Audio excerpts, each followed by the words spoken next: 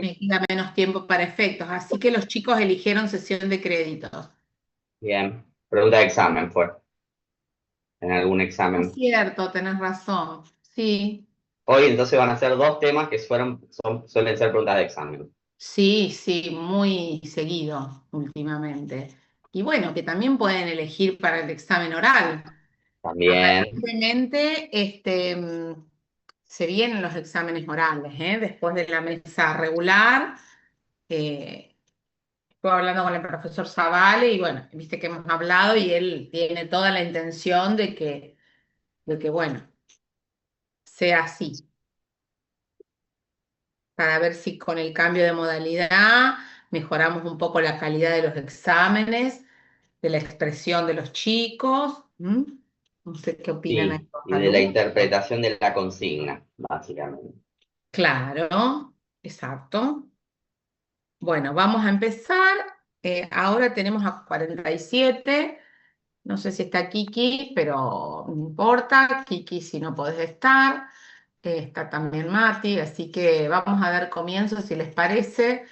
Vale, yo Eh, me quedo en silencio y Dale, me quedo en negro porque estoy de ingeniero tranquilo, también, tranqui. por las dudas, pero cualquier cosa, estoy escuchando, si cualquier cosa. Escúchame, ¿querés que te pase el cojos ahora? Porque no vas a poder pasar tus filmis. Sí, tengo Este, una sola. No, después, Me cuando vas hagamos el pase diciendo. de, Total, yo también voy a estar por acá, o sea, no. Si cuando querés, hagamos, como sí, la cuando hagamos el que cambio me lo pasás, no hay problema. Dale, bueno, hacemos ahí cuando hacemos el recreíto de 5. Listo. Bueno, te aviso. Gracias, Mati. Voy a ver, a poner la filmi. Ahí está. Y vamos a checar todo. ¿Cómo les va? Buen día al resto. No sé si me escuchan bien. Bueno, calculo que sí, Buen porque... día. Hola, ¿cómo estás, Buen Gina? día. Buen día. Sí, se escucha súper bien. Bueno, vamos a ver. Estuve un poquito demorada hoy en el ingreso, pero a ver las filmis. Profe, ¿qué cambiaron? ¿La modalidad de examen va a ser oral? Y a partir de agosto, ahora no, pero es lo que apuntamos.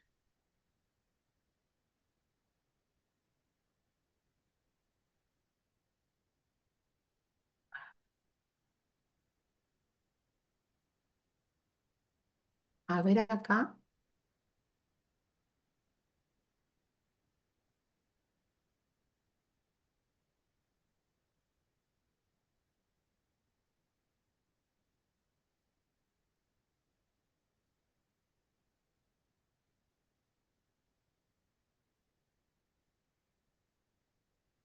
Bueno, vamos a poner esto como se debe.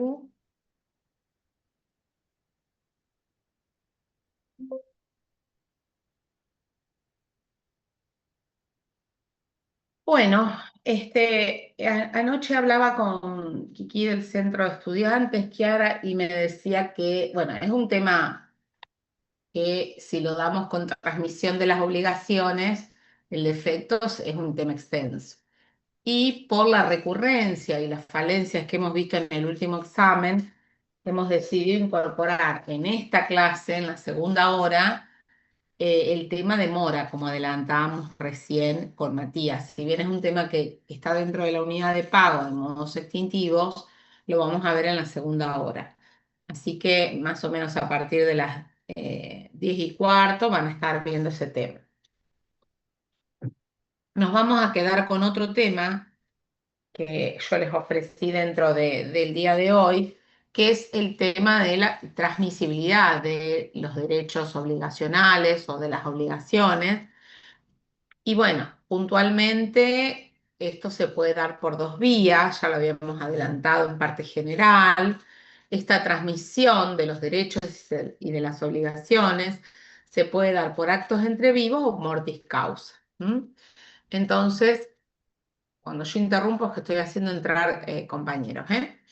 Bueno, entonces lo que vamos a ver hoy y lo que nos toca ver en la teoría de las obligaciones por allá por la unidad 8 o 9, me guiarán ustedes si están con el programa a mano porque yo hoy no lo tengo abierto, es la transmisión por cesión de créditos y cesión de deudas, que son actos entre vivos, es decir, su naturaleza jurídica corresponde a la de actos entre dos personas con todos los elementos de los actos jurídicos, ¿no? De la voluntariedad. Algunas de estas transmisiones pueden tener una finalidad tuitiva, es decir, de ayuda, de protección al otro, de asumir la deuda de otro o el crédito de otro, sobre todo la cesión de deudas. Pero en general, la cesión de créditos se ha constituido como un verdadero negocio jurídico en el sentido patrimonial, ¿no? Es decir, para obtener alguna ventaja. Le compro el crédito que tiene otro, no tiene otros bienes con que pagarme, no tiene autos, no tiene casas, no tiene cosas, bienes en sentido material de la palabra, sino que tiene bienes intangibles, ese conjunto de bienes que integran el activo y que hoy por hoy no son tangibles, pero que a futuro me van a reportar un ingreso dinerario o un ingreso de un bien en particular. O sea que la transmisibilidad de los créditos se ha constituido muchas veces como un modo también de satisfacer intereses humanos cuando el contenido de ese crédito se traduce en algún bien que el cesionario le interesa recibir, o bien una prestación dineraria, como puede ser ceder una indemnización que tengo que cobrar, ¿no es cierto? Pero bueno, por eso vamos a ver cuáles son algunos de los requisitos de esos traspasos. Siempre que pensamos en traspasos en primer año, lo hacemos desde la muerte, ¿no? Por actos mortis causa. Nosotros ahora estamos tratando los traspasos o transmisiones de los derechos por actos entre vivos. ¿Mm? ¿Todo bien hasta acá? ¿Todo bien? Bueno, entonces, a ver, espérenme que quiero anotar que estamos llegando a un número bastante importante. Ahí va. Porque después me preguntan el número y no me acuerdo. Bueno, chicos, ahora sí, volvemos entonces. En materia de cesión de créditos, más puntualmente, porque vamos a dividir la clase en dos partes a su vez, esta primera hora, en cesión de créditos y cesión de deudas. Es decir, lo que se puede transmitir es el polo activo o el polo pasivo de la relación. A ver si puedo avanzar. Bueno, como les anticipaba, es una figura que no vamos a ver todas las filminas, porque estas filminas están más aptas para verlas también en contratos, porque vamos a ver que la ubicación metodológica que hace la reforma, el Código Civil y Comercial vigente, es diferente a la que tenía el Código Velezanos, que lo tenía dentro de lo que sería la estructura de la teoría de la obligación. Acá la cesión de derechos, fíjense, en materia amplia, no solamente de derechos obligacionales, sino de derechos en general, está ubicada en el título tercero, pero dentro de los contratos, como una figura propia a su naturaleza jurídica contractual. Entonces, es una figura independiente, es autónoma, con un objeto y una finalidad propia. Está cuestionada, a pesar de que está ubicada ahí, su autonomía como un negocio separado de la obligación en sí misma, como un negocio típico, y algunos hasta cuestionan el carácter de contrato. Ya adelantamos que es un acto jurídico, ¿no es cierto? Pero bueno, es un contrato también, de hecho se regula dentro de las disposiciones de los contratos en particular. ¿Dónde vamos a encontrar disposiciones relativas a cesión de derechos en general? Bueno, algunas de sus subtipos, como yo adelantaba, están regulados en la parte de transmisión de créditos o cesión de créditos, 1614 a 1631, Acto seguido tenemos los artículos 1632 a 1635, menos artículos, es una figura menos utilizada en la cesión de deudas. Luego tenemos la posición contractual, que le agrega 4 artículos más, que es también muy habitual, ¿no es cierto? Yo siempre cuento, y lo van a dar seguramente en la materia de contratos, el caso de que un propietario que tiene alquilada su casa la decide vender. ¿Esto es posible? Sí, es posible, ¿no? Obviamente que tiene que respetar tanto el vendedor, que es locador en ese contrato de alquiler, como el nuevo propietario, que es eh, sí, el nuevo propietario que adquiere el contrato de locación vigente. Para eso se puede hacer dos posibles situaciones. Una es que el locador expropietario mantenga la recepción de los cánones, o bien que se haga también en paralelo a la venta una cesión de la posición contractual del locador, es decir, una cesión del contrato de locación, para la cual no hay que pedir la autorización al cesionario, sino más bien notificarlo, como vamos a ver en un ratito. Bueno, después también tenemos más adelante, ya en la parte de las sucesiones, como yo les decía, la transmisión mortis causa, que es la cesión de herencia o de posición hereditaria, cesión de créditos en garantía y la cesión de créditos prendarios en la parte de derechos reales. Bueno, cuando vemos la sesión ya puntualmente de créditos, porque es lo que nos interesa ver hoy, el traspaso de una de las posiciones que tienen los sujetos de una obligación, en este caso es el acreedor quien decide traspasar a un tercero, digo tercero porque todavía no es parte de la relación jurídica,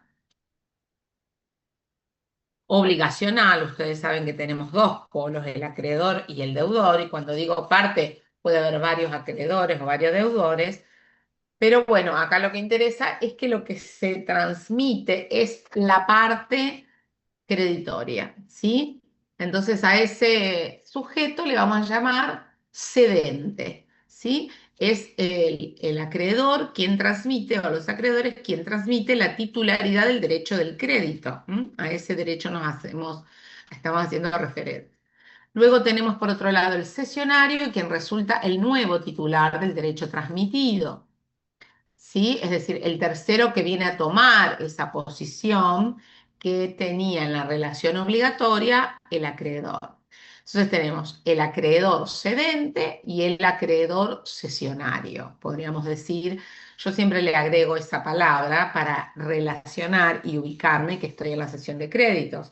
Cedente acreedor, cesionario acreedor. Es decir, para obtener esa idea de que lo que estoy transmitiendo es el polo de la acreencia. Y finalmente tenemos otro sujeto que aparece ahí en ese contrato que podemos vislumbrar, que es el deudor cedido.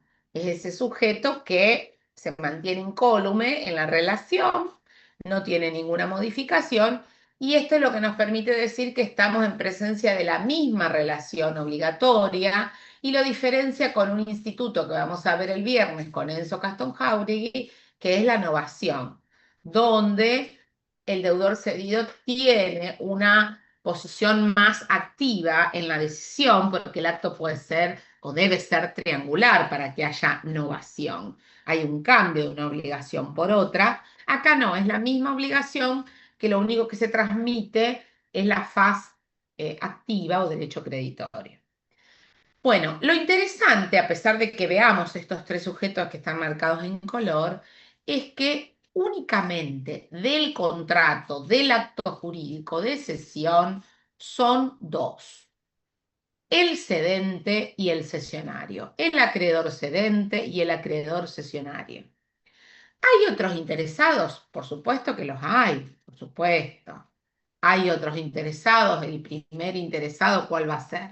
En enterarse, en tomar conocimiento, sobre todo, de que hubo un traspaso del crédito, el deudor cedido. Y también puede haber otros interesados en saber esta nueva situación jurídica, que son los acreedores del cedente, que se está desprendiendo de un crédito más en su activo.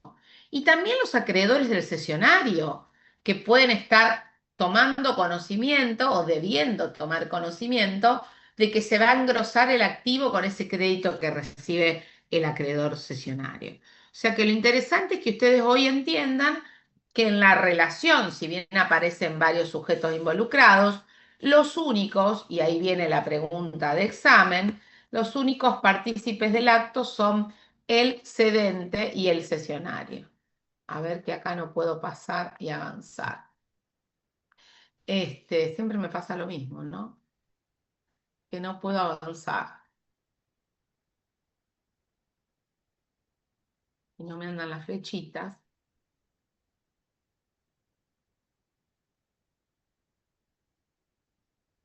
Bueno, no sé si es la compu. Marie, ¿pero lo tenés en PowerPoint o en PDF?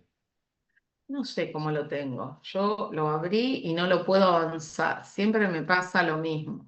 Con las flechitas de acá, de abajo a la derecha, Estoy con el Enter. Algo debo haber tocado. yo viste que la tecnología no es lo mío. No, no, no, pero tampoco lo mío. Bueno, voy a ver si. Profe, Fíjate, mirá, profe, perdón, si apretás la tecla ESC que hay en una esquina del teclado, Ahí ahí, está. Claro, pero no puede ser que para traspasar yo tenga cada vez. Ahí está, ahí funciona. Ahí sí funciona las flechitas de los costados, pero antes no me funcionaba. Bueno, algo debo haber tocado antes. Gracias, Kiki. Con el escape, entonces voy a salir del paso cada vez. Bueno, les decía entonces que estábamos en esto. Vamos a ver algunas filmis de esta porque son un montón, pero lo que me interesa es que el elemento tipificante de la cesión de derechos es que es la transmisión de la titularidad del derecho. O sea, lo que se transmite no es el derecho a cobrar nada más, sino que se transmite el derecho creditorio en sí mismo, ¿sí? Es lo típico de este contrato. El artículo que empieza hablando de la cesión de créditos busca hacer viable la transmisión de todo derecho patrimonial por esta vía convencional o contractual, sin limitarse a la circulación de los derechos del crédito. Si leemos ese artículo y lo tienen a mano, lo podemos ratificar. Sería el 1614. ¿Está? Entonces, a esto, mientras lo van buscando, los autores dicen que para la transferencia del derecho solo basta el acuerdo de voluntades entre partes, no hace falta que se entregue el título donde consta. Por ejemplo, el contrato de alquiler no hace falta que se lo entregue el cedente al cesionario, solo alcanza el acuerdo de voluntades. Por eso se dice que es un contrato de tipo consensual entre partes. Y bueno, y después tiene otras características como contrato. ¿Lo encontraron en el artículo? Sí, sí, sí. ¿Lo querés leer? Bueno, sesión de derechos, artículo 1614, definición. Hay contrato de cesión cuando una de las partes transfiere a la otra un derecho. Se Sí. aplican a la cesión de derechos las reglas de la compraventa, de la permuta o de la donación, según que se haya realizado con la contraprestación de un precio en dinero de la transmisión de la propiedad de un bien o si sin contraprestación respectivamente, en tanto no estén modificadas por este artículo, capítulo. Bueno, hay que practicar un poco Sí. más de lectura, ¿eh? Hay que leer y en voz alta. ¿M? Eso se soluciona, quédate tranquila, leyendo mucho, leyendo más cantidad y en voz alta, ¿eh? Despacito, sin apurarme, digo para el examen oral. Bueno, muchas gracias. Bueno, fíjate que ahí da la pauta, la compañera leyó esto, de que sería necesario la transmisión del documento donde consta. Pareciera que ese efecto de traspaso se da solo si, en tanto y en cuanto, el acreedor cedente entrega el título al acreedor cesionario. Esto la doctrina lo critica y ya les digo, no hace falta en los derechos creditorios la entrega del título, salvo en algunas ocasiones, como por ejemplo en el cheque, en el pagaré, donde además de la entrega del título, si están nominados, si tienen el nombre del acreedor cedente, como titular del derecho creditorio, hay que hacer una vía de traspaso especial, que ustedes van a ver en títulos valores y que se llama endoso del documento y firmarlo y entregarlo. O sea, ambas cosas van a ser necesarias para que se constituya en el nuevo sesionario. Salvo esos casos de títulos valores y algunos otros más, no se requiere en principio alguna forma más que la forma que establece el código, que es la forma escrita. Y vuelvo a repetir, del contrato entre partes. Es un contrato que la doctrina, tanto contractualista como del derecho a las obligaciones, asiente que se trata de una forma para la prueba, esto de lo escrito, ad probationem, y una forma para la validez del acto que se formaliza con el mero acuerdo de voluntades.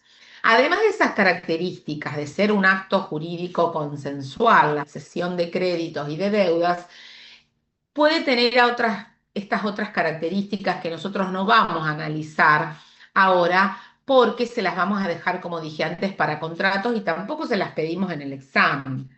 Algunos tienen, sobre todo lo que vamos a destacar, es la característica esto de que es oneroso, gratuito, es decir, esta posibilidad de que el cedente reciba una contraprestación a cambio, a lo mejor qué sé yo, tiene un crédito por cobrar en una indemnización, necesita el numerario hoy, necesita el dinero hoy y cede a un tercero ese crédito para que siga el reclamo ese tercero y él recibe quizá menos cantidad de lo que le correspondía por la indemnización, pero bueno, necesita cash, digámoslo así, ¿no es cierto? Entonces resuelve con este negocio jurídico de la cesión de créditos la obtención del numerario inmediatamente. La aplicación supletoria tiene aplicación de normas supletorias, para el caso de que según sea una sesión compraventa, una sesión permuta, una sesión donación. Esto no es del caso, para nosotros no nos interesa. Sí nos interesa ver el objeto de la sesión, que es el 1616, si lo leemos, la compañera u otro que quiera leer el 1616, les agradezco.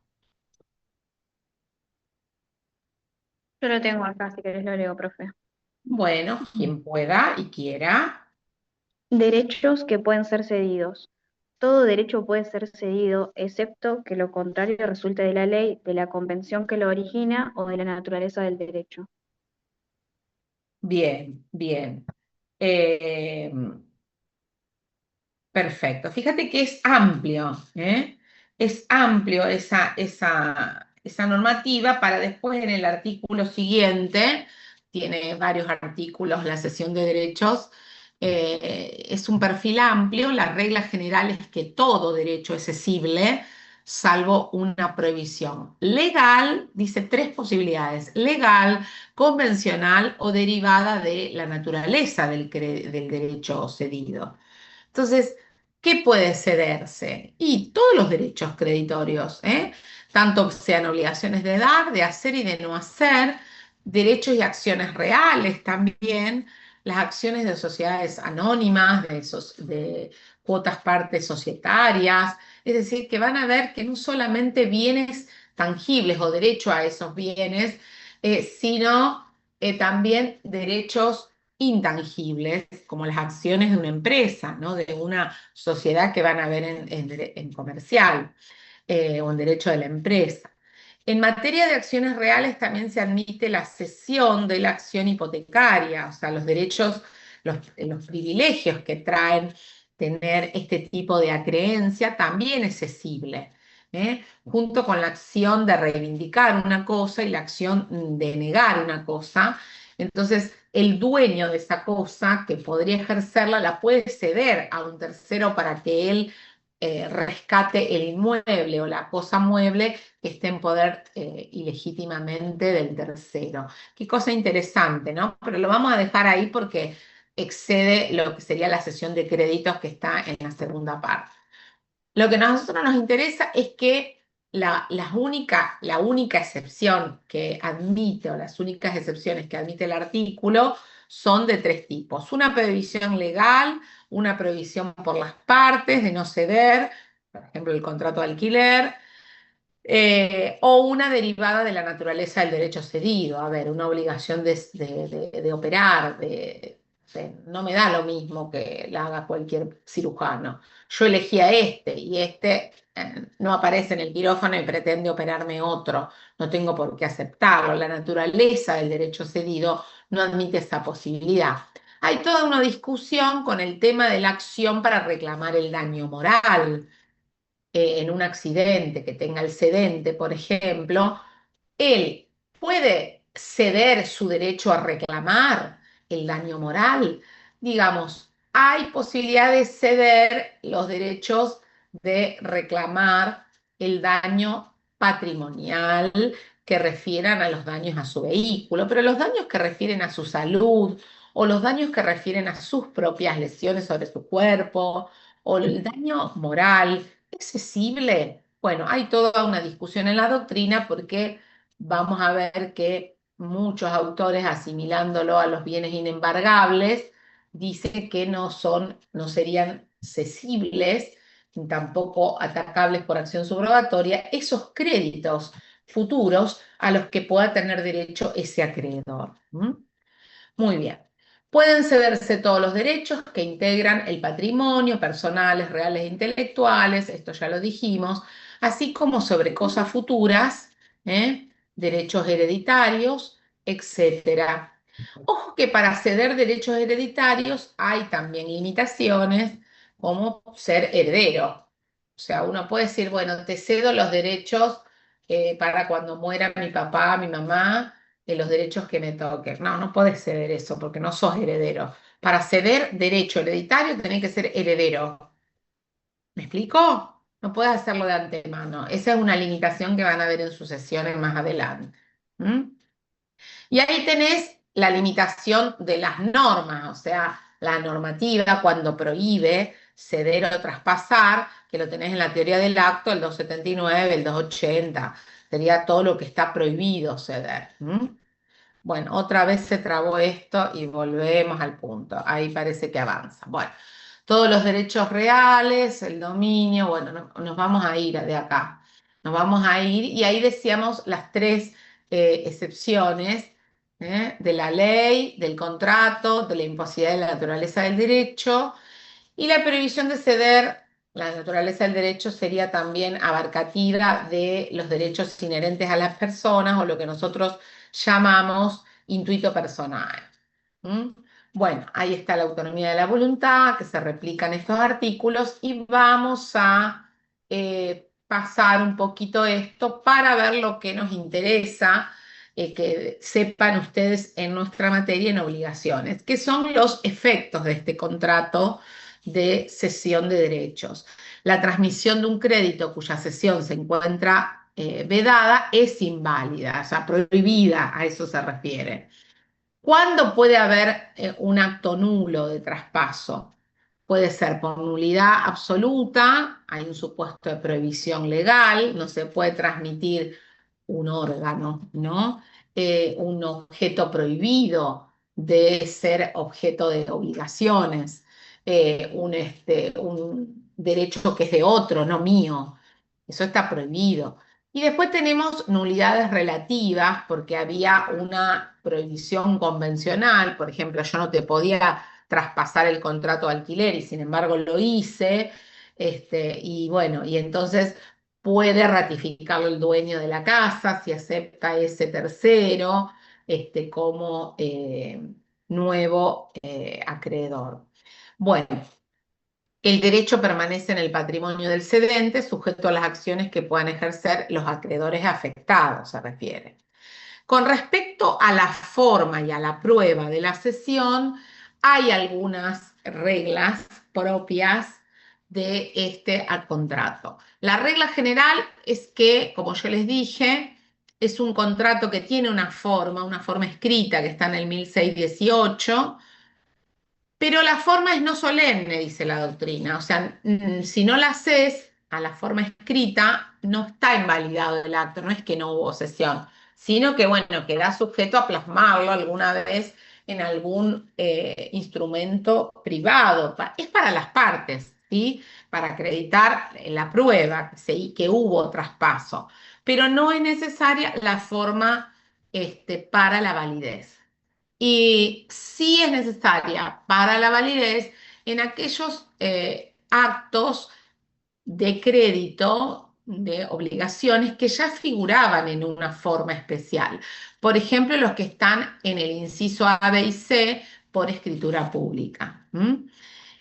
Ahí leemos el artículo si lo buscan, y respecto hay toda una cuestión ahí doctrinaria por ese mismo artículo cuando habla de los créditos que están en juicio. Yo les contaba recién, el acreedor cedente tuvo un accidente de tránsito hace un año atrás, está reclamando judicialmente, está en juicio, reclamando los derechos propios de una indemnización por los daños que recibió en ese accidente de tránsito como víctima, ¿no? Entonces, este acreedor de derecho que todavía no está firme, no está cierto, es un crédito real, pero futuro, porque está sometido a prueba a qué rubros el juez le va a conceder. Hay dos posturas con respecto a esto, una más restrictiva y una más amplia. ¿Quién quiere leer ese artículo? Está todo en el 1618.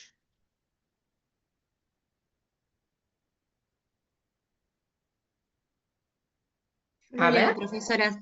gracias. Artículo 1618, forma. La cesión debe hacerse por escrito, sin perjuicio de los casos en que se admite la transmisión del título por endoso o por entrega manual. Debe otorgarse por escritura pública.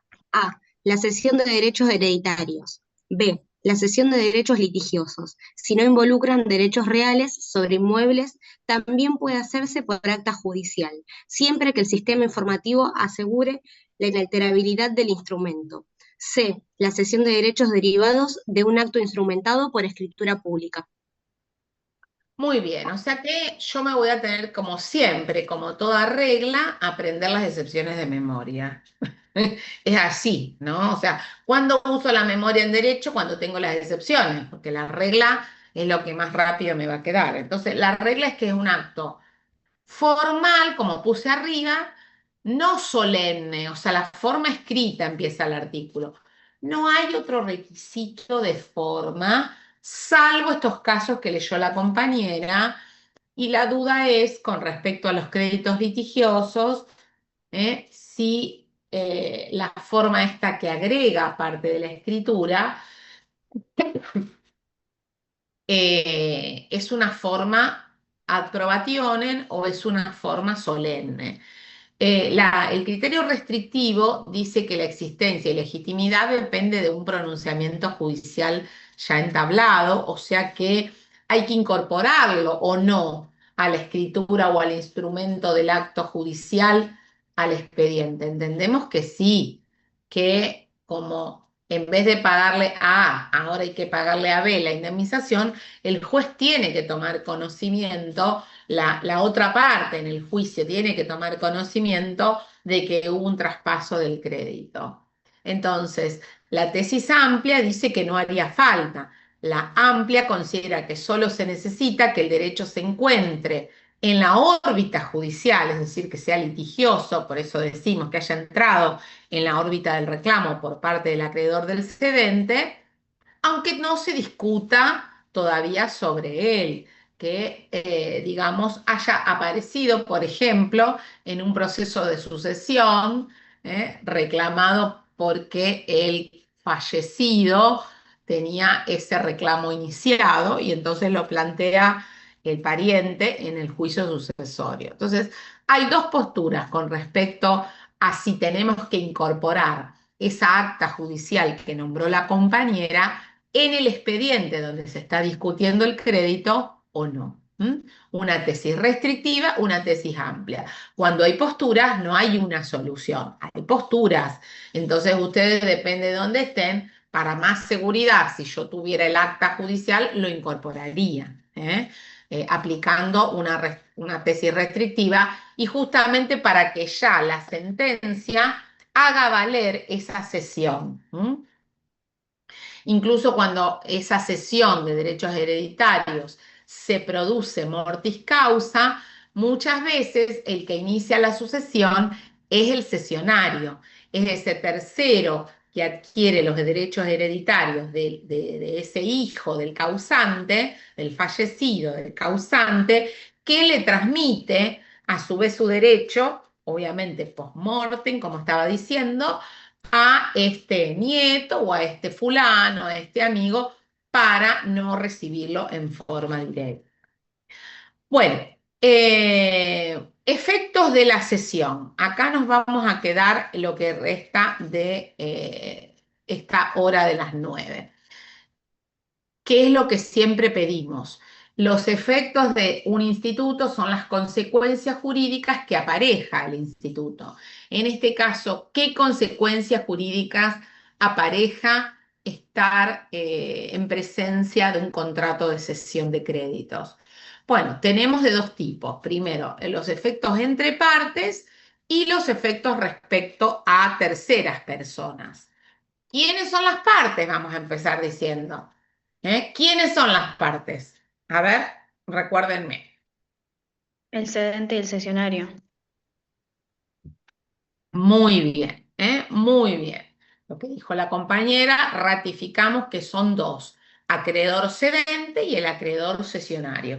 Le agregamos esa palabrita acreedor para ubicarnos, que estamos en la sesión de créditos. ¿Está? Porque a veces me ponen el cesionario deudor. No, no, momento que no hay cesionario deudor. Es acreedor cedente y acreedor cesionario. Yo lo agrego para acordarme que estoy en eso. No está mal, está bien. Entonces, la obligación del acreedor cedente es entregar al cesionario los documentos probatorios del derecho cedido que tenga en su poder. Eso es lo que decía el 1614. La entrega de los documentos constituye un acto de ejecución del contrato de cesión, de cumplimiento del negocio, dado que el contrato, como les dije, es consensual. Basta entre ellos con el mero acuerdo de voluntades y queda perfecto con el mero acuerdo. 16, 19 también esto lo ratifica a pesar de lo que dice el 1614 que leímos antes. En caso de que la cesión sea de una parte del crédito, o sea parcial, no quiero ceder el 100% de mi crédito, quiero ceder, no sé, un 50%. El cedente debe entregar a su contraparte una copia certificada de los documentos donde obra su derecho creditorio, porque una parte se tiene que dejar un original él, porque acuérdense que está cediendo una parte nada más. Entonces, se tutela el interés de ambos contratantes que quedarán constituidos como coacreedores. Fíjate que se arma una pluralidad de acreedores. Un 50% del crédito, ponele 100.000 pesos, 50.000 quedan en cabeza, como derecho creditorio todavía del cedente, que no lo cede, se los queda, sigue siendo titular, y los otros 50.000 decide cederlo. Su derecho sobre los 50% lo cede y entonces tiene que entregarle al cesionario acreedor una copia certificada del título para garantizarle también sus derechos frente al cedido, que vamos a ver es el deudor. Bueno, la transmisión de la titularidad del crédito al cesionario con todos sus accesorios, este también es un efecto, lo que recién decíamos, este efecto traslativo es un acto ejecutorio, la obligación del cesionario de cumplir con la prestación a su cargo si se hubiese pactado, es decir, el pago del precio, es decir, la contraprestación cuando se trate de una cesión de créditos onerosa, ¿sí? La transferencia del dominio de una cosa, cesión permuta, o bien la transferencia de un derecho, en la cesión permuta también, compra-venta, permuta o cesión. La obligación del cedente de responder por evicción en las cesiones onerosas, que van a verlo esto que es la garantía de evicción, lo van a ver más profundamente en contrato, así que no se preocupen. Es garantizarle a quien adquiere bajo una contraprestación que la cosa es legítima, que el traspaso es legítima, que no va a venir ningún tercero a despojarlo de esa cosa o de ese bien que adquirió a través de la cesión. Y finalmente la facultad del cedente y del cesionario para efectuar los actos tendientes a la conservación del derecho cedido. Me parece como un desprendimiento de este artículo esto de que alguno de los dos se comprometa a notificar al deudor cedido. Más allá de todos los interesados que pueda haber en un acto de cesión, lo importante es que el cedido en algún momento, luego del consentimiento, se notifique. Lo vamos a ver en un rato, pero dentro de las obligaciones entre partes, cedente y cesionario, alguno de los dos tiene que comprometerse a notificar a los terceros que hubo cesión. Esto es un acto muy importante. A veces cuando es un paquete de obligaciones y derechos, como los cambios de posición contractual, es muy habitual en los bancos. Vos tenías el banco, qué sé yo, no sé, el Banco Integrado Departamental, el Banco BID, que le llamamos antes, y después pasó a llamarse, no sé, Banco del Crédito Argentino, o después pasó a llamarse Macro. Esos cambios de entidades financieras que hacen las distintas entidades a mí como deudor y como cliente del banco me interesa conocerla. Entonces a veces te vas enterando de a poquito, ¿viste? Y te notifican cuando ya logran hacer el traspaso del paquete accionario, tanto de los deudores como de los acreedores. Así que el efecto de la transferencia del derecho al cesionario, como dijimos, se produce en el momento mismo del perfeccionamiento del negocio, pues de lo contrario, espérenme que se me está la norma del 16-19 se hubiese referido a la obligación de transmitir el derecho. El derecho está transmitido con el consentimiento. ¿Sí? Terminamos con esta discusión de cuándo se transmite entre partes, con el consentimiento. ¿Sí? Lo de entregar el título no es un requisito del perfeccionamiento del acto jurídico, sino un acto ya de ejecución del acto. Después se puede hacer actos conservatorios, ahí hablamos del patrimonio del deudor cedido, la ininterrupción de la prescripción, las inscripciones de embargos, inhibiciones, todas las medidas protectorias que ya pasan también a poder hacerlas el cesionario sobre el patrimonio del deudor cedido, que pasa a ser su deudor. Pero bueno, ya dijimos que estas consecuencias jurídicas del traspaso del crédito tienen unas consecuencias entre partes del consentimiento, pero es entre cedente y cesionario. Y eventualmente de sus sucesores cuando pasan a ser parte. Acuérdense que puede acontecer la muerte de alguna de las partes, cedente o cesionario, y esa posición de acreedor la toma ahí el sucesor universal, o los sucesores también si son varios, ¿no? Siendo el resto de las personas, incluso el deudor cedido, terceros respecto del negocio.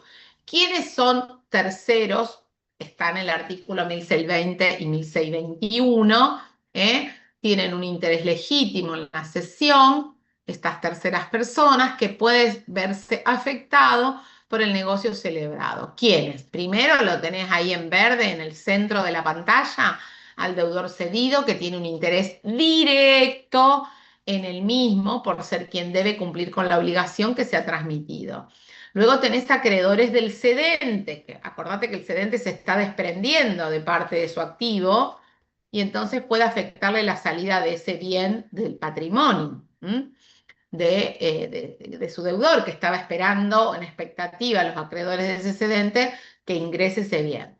Los acreedores del cesionario también están más felices y interesados porque pueden beneficiarse con el ingreso de ese bien creditorio, de ese derecho creditorio al patrimonio del acreedor cesionario, incorporando un nuevo bien a su patrimonio. ¿Sí? Tienen ya herramientas jurídicas que también hemos visto en la parte de efectos, cuando ustedes estudiaron los embargos, las inhibiciones, como para tener preparado ese patrimonio que está recibiendo supuestamente un crédito o que va a recibir en ese juicio donde empieza a intervenir su acreedor como un acreedor nuevo, ¿no es cierto? Así que pueden estar interesados en las medidas cautelares, por ejemplo.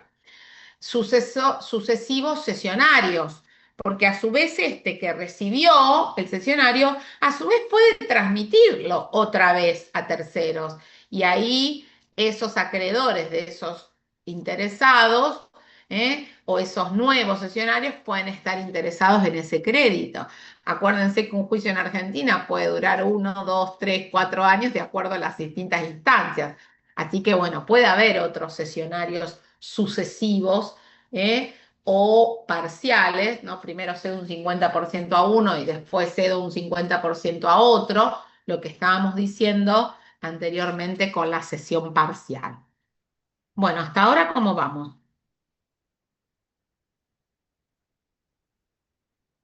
Bien, profe. Bien, profe, yo tengo una duda, porque Sí. había un caso práctico que era un hombre que tenía que pagar una deuda y estaba por cobrar honorarios de la fábrica. Y tipo, la pregunta era para que nosotros le digamos qué era lo que podía hacer para que no se lo saquen. Pero, o sea, hacer no puede hacer nada, como mucho podría hacer esto, justamente una sesión de créditos, ¿o no? Sí, se me ocurre que sí, si el reclamante no había planteado ya un embargo, alguna medida cautelar, podría ser una cesión de crédito. ¿Mm? Claro, ok, Pero ojo porque ese tercero afectado también podría inmiscuirse en el patrimonio del cesionario a través de una acción subrogatoria, porque está afectando mis derechos. Tengo claro, sí, sí, conocimiento, claro, habría que ver. Hay libertad de administración. Se me ocurre que podría plantear una cesión de créditos para desprenderse de eso y evitar el embargo en el juicio que está teniendo, ¿no? Para cobrar, para evitar el ingreso de ese bien. Sí, tranquilamente. claro, ok. Podría ser o la sesión de créditos o la acción por subrogación, sí, de la parte del acreedor, digamos. No, la subrogatoria no la va a hacer el cedente. El cedente lo que quiere es desprenderse, por lo que vos me decís. Claro, sí, sí, sí, por parte del acreedor, quise decir. Mientras no es insolvente, tratando de hacer un fraude y no pagar nunca, digamos, tiene libertad de utilizar su activo ampliamente. ¿Mm? Claro, ok, genial, muchas gracias. De nada. Muy buena pregunta. ¿Algún otro? Bueno, entonces vamos ahora a los efectos frente a los terceros, que ya dijimos incluimos al deudor cedido también. La cesión surte efectos o tiene efectos, la palabra surtir tiene. Respecto de terceros, desde que se realiza la notificación al deudor cedido, fíjate que ahí te dice la forma, la notificación al deudor cedido. La notificación adquiere relevancia dado que marca el inicio de la oponibilidad erga OMS del negocio. Bueno, toda esta cosa compleja que dice acá no la tengan en cuenta, pero en definitiva vale el primer párrafo. Desde la notificación del deudor cedido, yo puedo decir que el acto a su respecto de los terceros queda mutado el acreedor. Le guste o no le guste la cara, el cuerpo, el patrimonio del nuevo acreedor que tiene, el cedido lo tiene que aceptar. Si no te gusta que se llame Viri, que ahora se llama Macro, te lo tenés que aguantar. Si no, tenés que ir del banco. Digamos, no es partícipe de la cesión el deudor cedido ni los otros acreedores. Valga la redundancia, lo voy diciendo varias veces. Es solamente un acto jurídico recepticio, es una notificación que tiene algunos requisitos propios de las notificaciones, pero no es preguntarle, che, ¿te gusta este nuevo acreedor que tenés? Te pongo en conocimiento que soy tu nuevo acreedor, te gusto, te querés alguna cosita diferente. No, no, no. Acá no es una pregunta, es una toma de conocimiento formal, como decimos los abogados en las cartas documentos, en forma fehaciente le comunico. Tampoco lo intimo, porque no le estoy intimando nada. Le estoy dando un conocimiento. Puedo poner, pongo en conocimiento en forma fehaciente, lo notifico en forma fehaciente y estoy cumpliendo con el acto de comunicar. Es una comunicación formal. La notificación es un acto unilateral, no hace falta que sea hecho por los dos, cedente y cesionario. Puede ser que en el acuerdo de traspaso la obligación la comprometa uno. Pero bueno, es muy importante para el cesionario porque a partir de que la logra hacer y que llega a destino del cedido, pasa a ser el nuevo acreedor. Es decir, que a partir de ese momento la obligación de pago, de cancelación del crédito, es respecto a la persona del cesionario y no del cedente. O sea, si paga el cedente después de la notificación, ¿cuál es el dicho? El que paga mal, paga dos veces, va a tener que volver a pagar. ¿Me explico? Entonces, la notificación al cedido marca a su respecto el momento a partir de que pasa a tener otro acreedor y para pagar bien, correctamente a él. Entonces, la notificación, dice el Código Civil y Comercial, la adapta como un único sistema de publicidad, porque antes decía si toma aviso, se entera. No, acá la notificación de publicidad de la transmisión de derechos frente a todos los terceros. ¿Qué críticas le vamos a hacer? A ver, para el deudor cedido está genial que te notifique o te enteres por una carta documento, por una carta certificada, tampoco le vamos a poner una escritura, porque capaz que no hicieron la sesión ni siquiera por escrito y le vamos a pedir para el cedido un acto tan formal y tan caro. No, basta con una carta certificada en lo posible, yo siempre recomiendo una carta documento para que me quede la constancia a mí, la copia de que fue recibida, ¿no? Después el troquel del aviso de recibo. ¿Qué críticas tiene? Para los demás terceros, acreedores del cedente, acreedores del cesionario, otro cesionario parcial, es una ficción pedirle una notificación de esta manera. Adquieren conocimiento del negocio por esta vía, ni siquiera con la escritura pública. Claro, es mucho pedirle a otros terceros, si son un montón de acreedores, es suficiente con que sea al deudor cedido, está diciendo la doctrina. ¿eh? Y obviamente los más perjudicados podrían ser los acreedores del cedente porque se desprende del patrimonio. Entonces, la verdad que a esos habría que mandarles una carta, pero no sé si con tanta formalidad como al cedido, sobre todo para no encarecer tanto la instrumentación. Requisitos de una notificación válida por instrumento público o privado de fecha cierta. Para notificar el cedente o el cesionario también lo pueden hacer. También el escribano intervino en el acto de la sesión, puede hacer la notificación. El destinatario, quien es el deudor o su representante con facultades para el pago, o sea, quien esté facultado para pagar por ese deudor, deudor cedido. En caso de muerte del deudor, serán notificados los herederos. En caso de varios deudores, la obligación es mancomunado solidaria, habrá que notificar a todos, hay que ver qué tipo de mancomunación es, si simple o solidaria. Y con respecto al domicilio, prevalece el real por sobre el especial, de acuerdo al artículo 76 del Código Civil, para la notificación de la cesión. Los requisitos, ahí les traje algunos requisitos, el contenido sobre todo, tiene que tener la información necesaria que permita al deudor individualizar cuál es el crédito cedido, porque puede tener varios por ese acreedor, varias creencias, varias deudas para él, y entonces, y la persona que será su nuevo acreedor, respecto de qué crédito y la persona. ¿Y qué más agregaría yo acá? Yo agregaría el domicilio donde tiene que ir a pagar, ¿no? Es importante eso también, el domicilio especial donde se va a concretar ahora el nuevo pago. No es necesario que el deudor tome conocimiento de todo el acto negocial de la cesión que hizo el cedente con el cesionario y de todas las condiciones pactadas, pues ello es cuestión íntima o particular de las partes. No hace necesario más que notificarle el nuevo acreedor y su domicilio para el pago. Mientras no se efectivice la notificación de la cesión al cedido, los pagos que éste hubiese efectuado al cedente tienen efecto liberatorio. ¿Ven? Esto es consecuencia de lo que decíamos anteriormente. Entonces, el cesionario no podrá reclamar el pago al deudor cedido, sino que deberá accionar contra el cedente por incumplimiento del contrato para recuperar esos fondos que éste hubiese recibido, o bien por evicción si el crédito fue pagado con anterioridad a la cesión, por considerarse un supuesto de cesión de derecho inexistente. Me cediste algo que ya lo cobraste, o sea, como una especie de estafa, ¿no? Que se hace ahí, de engaño, de fraude. Me estás cediendo algo que ya lo cobraste ayer. ¿Cómo es el tema? Y yo, sesionario, no me enteré, contenta, dije, bueno, lo fui a reclamar y se le pagué ayer, ¿viste?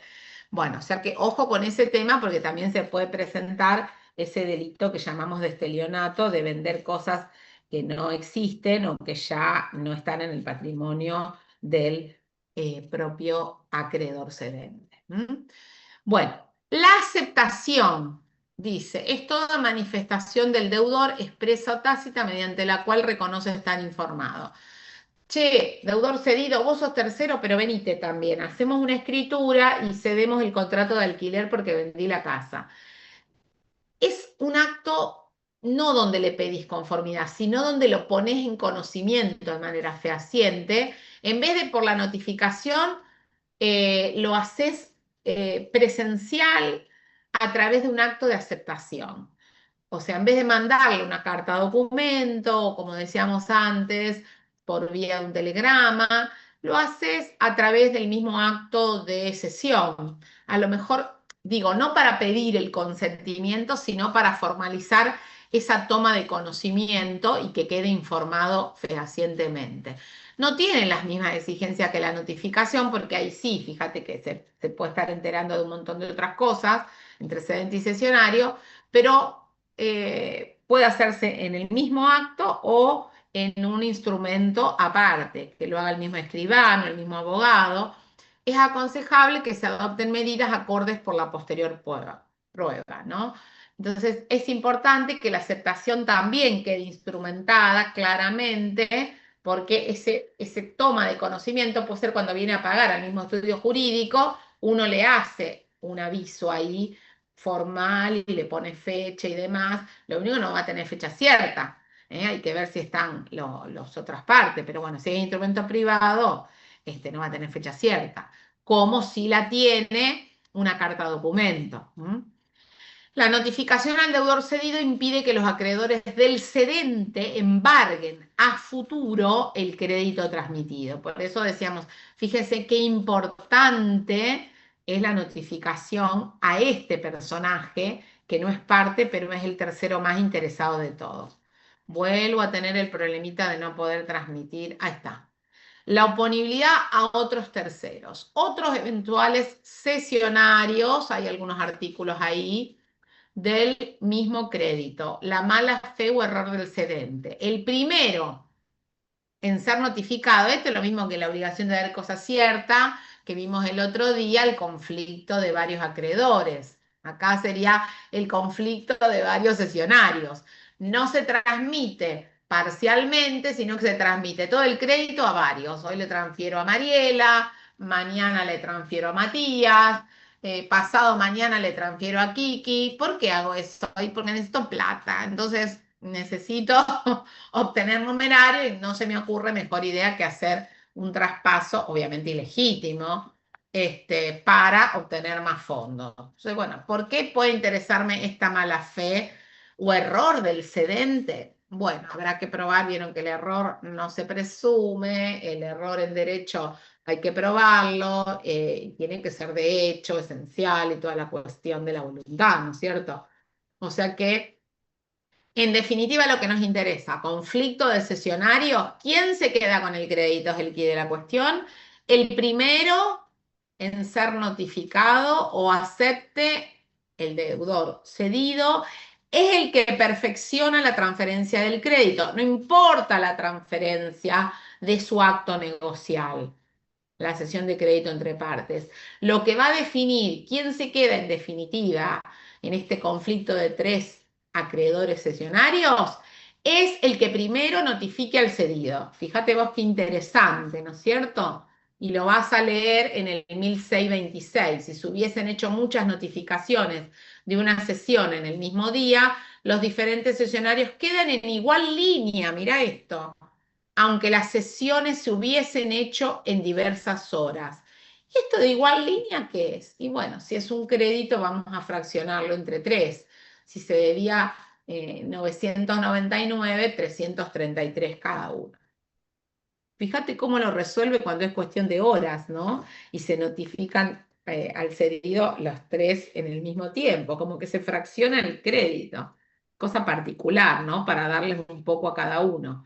Lo demás que no reciben de los restantes 666, a reclamárselo al cedente que cometió ese acto de mala fe.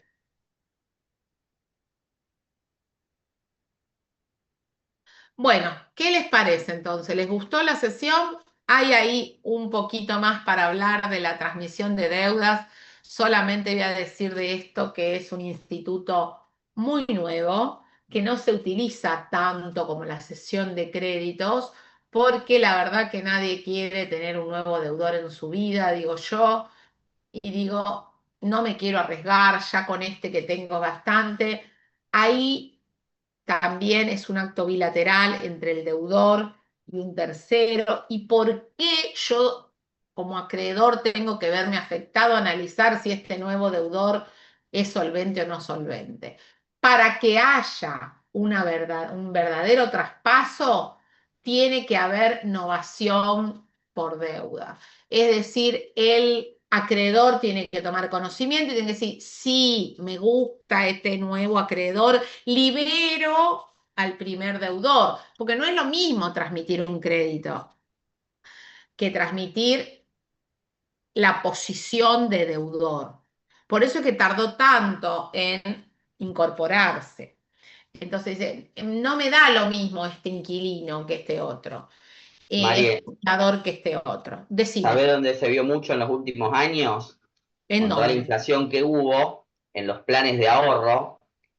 El plan de ahorro tiene una particularidad. Si vos no sacaste el auto, no siguen generando deuda las cuotas que no pagás. Termina el círculo de inversor y se te devolvería lo que invertiste. Ahora, cuando vos tenés el auto en tu poder, ya pasás a deber el valor de las cuotas que faltan.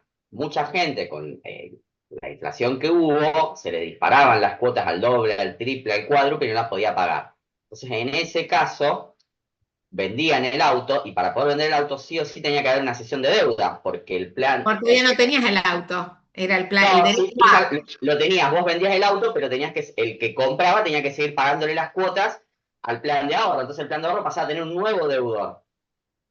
Si sabés dónde se utiliza mucho también, me hiciste acordar, y vos lo sabés bien porque te lo he consultado y lo hemos hablado, en la adquisición de lotes a futuro, ¿no? Bien, porque es la misma lógica. Es la misma Es lógica, es la alguien que no misma puede lógica. seguir pagando las cuotas de un bien que adquirió y necesita venderlo, pero para venderlo va a haber un nuevo obligado a pagar esas cuotas, por ende un nuevo Sí, deudor. sí, sí, sí, bueno, viste, igualmente en esta Argentina inflacionaria, Matías, ese nivel negocial también, porque ¿quién va a querer comprar? Está bien, vos recibís seguramente mucho menos de lo que pagaste, porque esa es la Sí, triste historia de esto, siempre pierde el que puso su dinero, pero a su vez, con esas alícuotas a ver, de revalorización o de reajuste, vamos a decirlo así, de las cuotas, ¿quién va a comprar esa papa quema, no?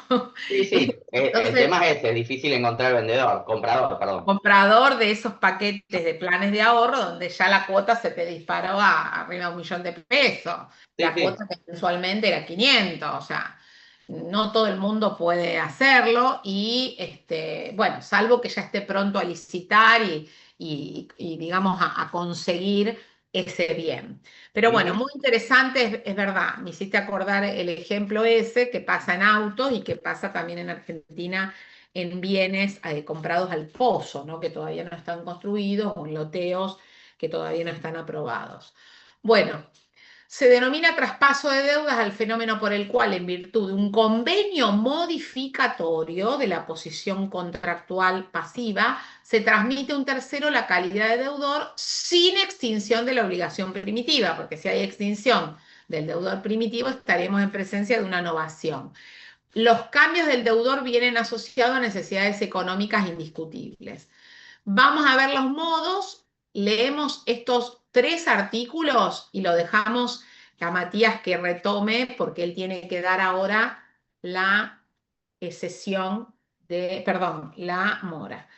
A ver, ¿quién los quiere leer? Sesión de deuda propiamente dicha en el 1632, otra que lea u otro 1633 y 1635. Leo el 1632.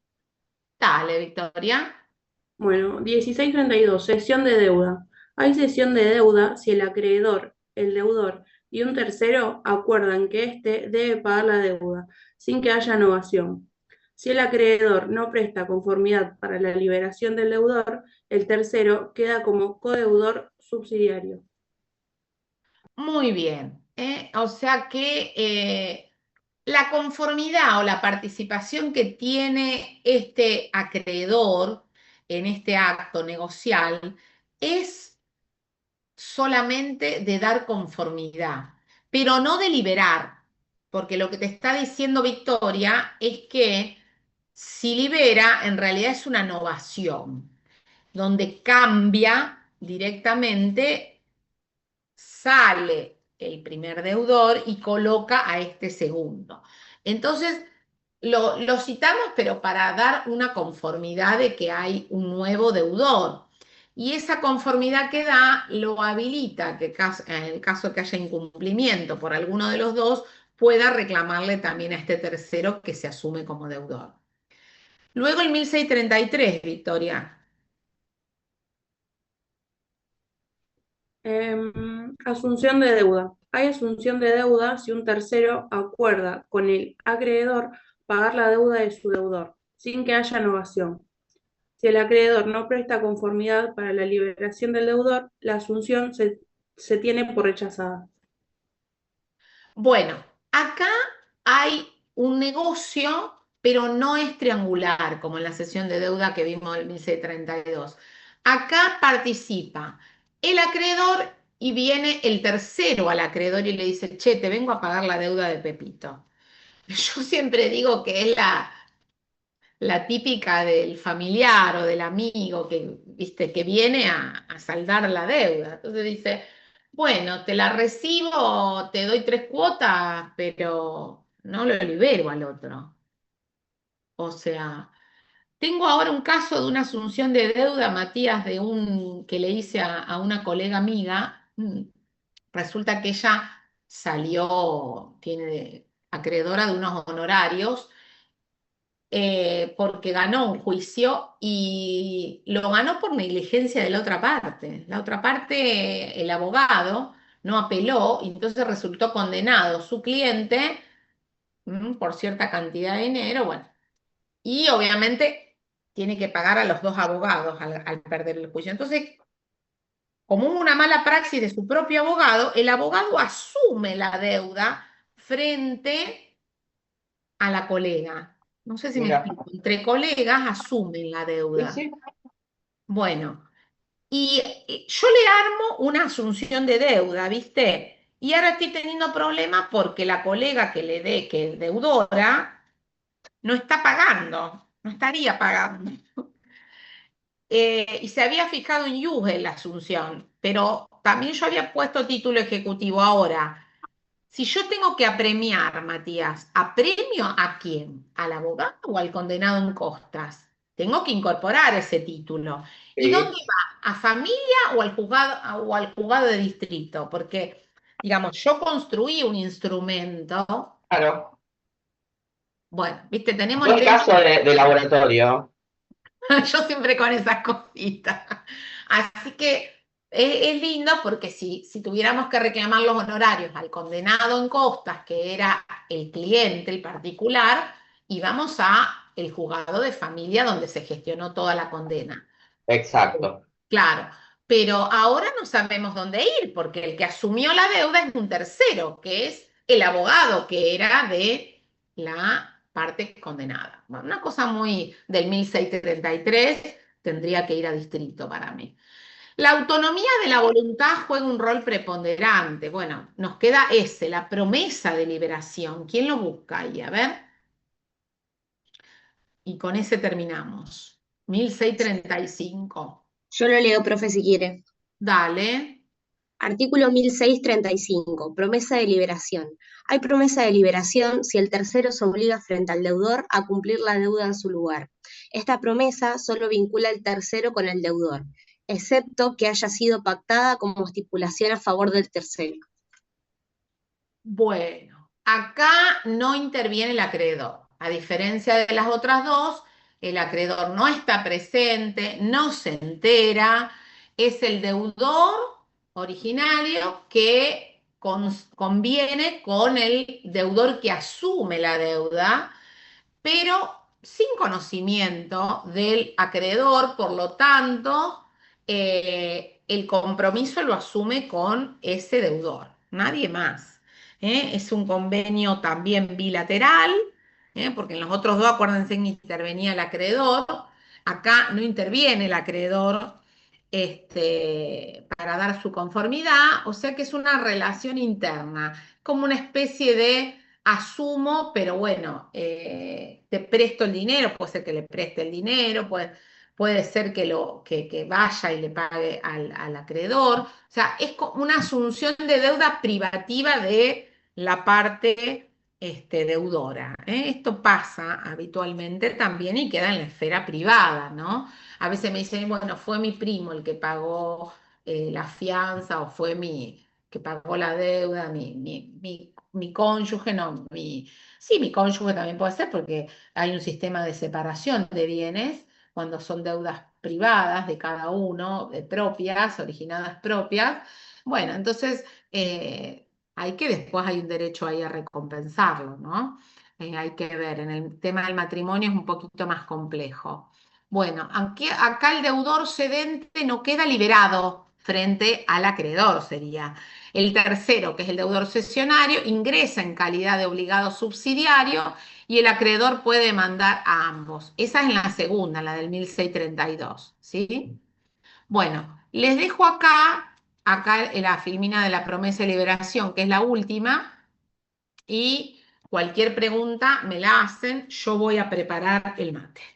Y voy a tomar 5 minutos para escuchar las preguntas y le vamos a dar tiempo a Matías a que acomode, le voy a pasar el host y todo. Eso, dale, si me querés ir pasando el host. Chicos, dale, te voy a ir pasando el host y el día viernes, espérate, a ver, porque yo creo que directamente tengo que salir de las filminas, me parece, ¿eh? Ojo.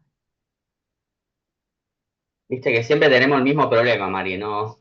Cuando Yo estamos no sé nosotros si el dos. cojos, claro, yo no sé si el cojos te va No, a dejar pasar filminas a no, vos. pasame el host a mí, porque aparte si vos te llegas a querer desconectar por algún motivo, yo ya está, me quedo con el host y termino la clase No, yo. yo, viste, no me desconecto, pero como soy media bruta con este tema de la tecnología, me pasa esto de que, ves que no les pude mantener la filmina, porque yo tengo miedo ahora que cuando te paso a vos, ahí te estoy buscando, directamente te paso a vos. Pasame el host, sí, sí. Ya está, ahí te lo pasé. Ahí Me está, ahí me falta figura que yo soy el anfitrión. Ya está. Entonces vos ya podés ir preparando la filmi para los chicos y los chicos, a ver, yo voy mirando el chat.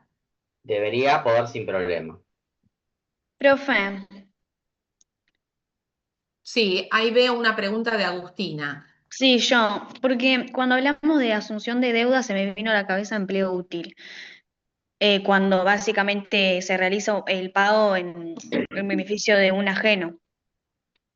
O sea, la diferencia que hay que sería que el empleo útil es más un acto unilateral porque no es No un sé qué tiene convenio. que ver, no sé por qué tu relación en tu cabeza entre el empleo útil y No, la es que se me asunción vino a de la deuda. cabeza cuando hablamos de que como que puede, con básicamente, em, como sin la intervención del deudor, digamos, como que acuerda pagar la deuda. Te voy a Cuando dijimos contar pagar la algo, deuda. te voy a contar algo. No acuerda con nadie en el empleo útil, no acuerda Claro, con claro. nadie. Por eso no te confundas, Agustina, no lo mezcles.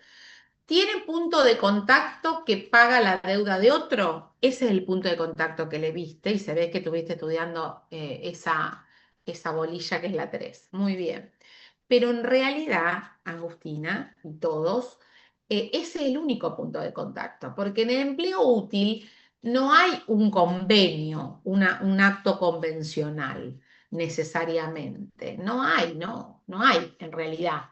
Entonces, por eso es que se utiliza la figura del empleo útil. Se me ocurre el caso de un crédito que tiene que recibir el incapaz y lo recibe y lo invierte en su patrimonio el curador, el representante legal que está teniendo ese incapaz. Tiene un derecho a un crédito, tiene que recibir una cuota alimentaria, lo digo porque me atraviesa a nivel personal esa situación, y digo, bueno, mientras rindo cuentas o antes de rendir cuentas, antes que la plata se desvalorice, voy a comprar, no sé, qué sé yo, una cochera o voy a comprar un auto y lo voy a poner a nombre del incapaz. O sea, ¿estoy empleando, estoy utilizando dinero ajeno? Sí, pero bueno, después voy a demostrar el empleo útil. ¿Cuándo va a estar demostrado el empleo útil? Cuando yo rinda cuentas anualmente de esa función legal. Pero lo hago por mi función legal, no lo estoy haciendo para negocio.